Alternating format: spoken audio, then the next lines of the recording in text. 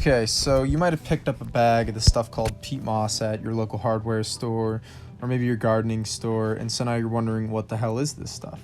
So it actually forms in peat bogs where anaerobic respiration and bacteria are not exposed to the air, unlike compost, and so it's a slow decomposition process, and it really makes this high absorbent soil, and it's really useful in gardening.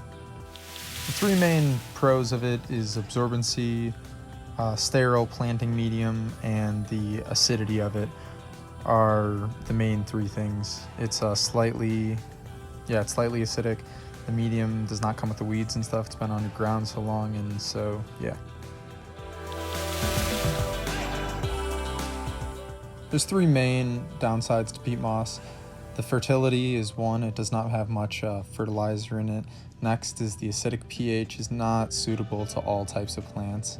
And the last one is the expense. I mean, you could add in that it's non-renewable, but there's so many other soils out there now that I'm guessing it's becoming less popular as it goes.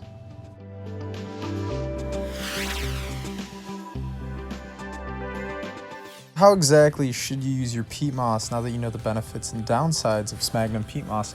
So peat moss is a great seed starting medium. It's sterile, absorbent, homogeneous material that you can work with, and it keeps the seed uniformly moist throughout most of the stage. You can also use peat moss as a soil amendment. I would not recommend using it on its own. Dry sandy soils benefit from adding peat moss to retain the moisture. I would even consider adding in some type of perlite, because you'll hear a lot of people talking about the roots not getting oxygen in peat moss.